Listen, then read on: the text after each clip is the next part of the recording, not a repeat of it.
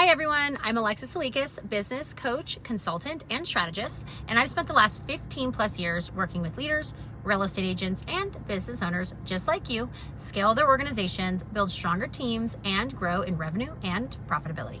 Today, I want to talk about something that affects more of us than we'd like to admit. Imposter syndrome. I'm sure you've heard about it before. So now, if you're hearing that term and thinking, well, that's not me, I'm super confident, I know what I'm doing, I get it, but imposter syndrome doesn't always show up as insecurity.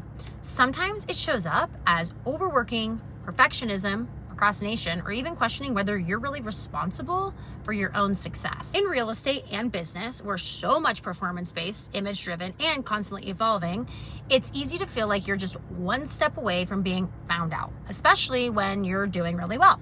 I've coached hundreds of top agents, closing hundreds of homes a year, executive leaders, driving multi-million-dollar businesses and teams, as well as entrepreneurs, no matter the industry. And guess what?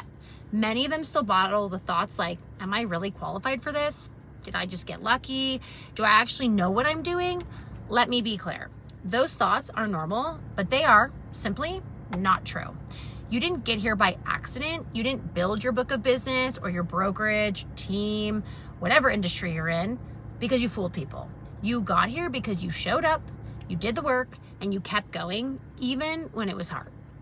But imposter syndrome loves to creep in when you're in growth mode, because growth always brings into new territory. So when you're standing somewhere you've never been before, it's easy to feel like you don't belong, which is super common. So what do we do about it, right? First, name it. When that voice pops up in your head saying like, you're not good enough, say, that's imposter syndrome talking, it's not me. Label it for what it is. Don't confuse it with your truth. Second of all, look at the data. Think about your wins. Every deal closed, every client helped, every obstacle overcome. We're a numbers-driven business. So when you're feeling trying to override your facts, go back to these simple numbers as proof.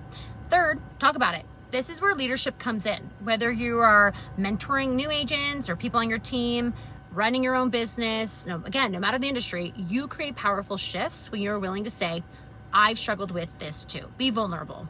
Because here's what I know. The more successful you become, the quieter the room gets. People assume you don't have doubts or you don't make mistakes, but real leadership isn't about pretending to have it all figured out. It's about leading with honesty, clarity, and courage is what I always say.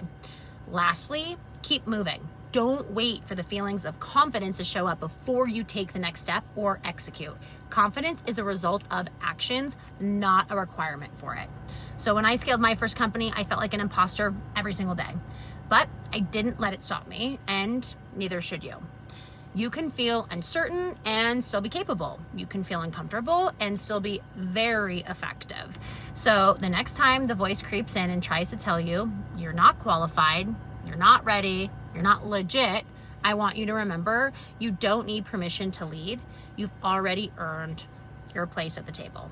So imposter syndrome may show up, but it doesn't have to or doesn't get to run the show. Thanks for being here and for showing up as the leader you already are.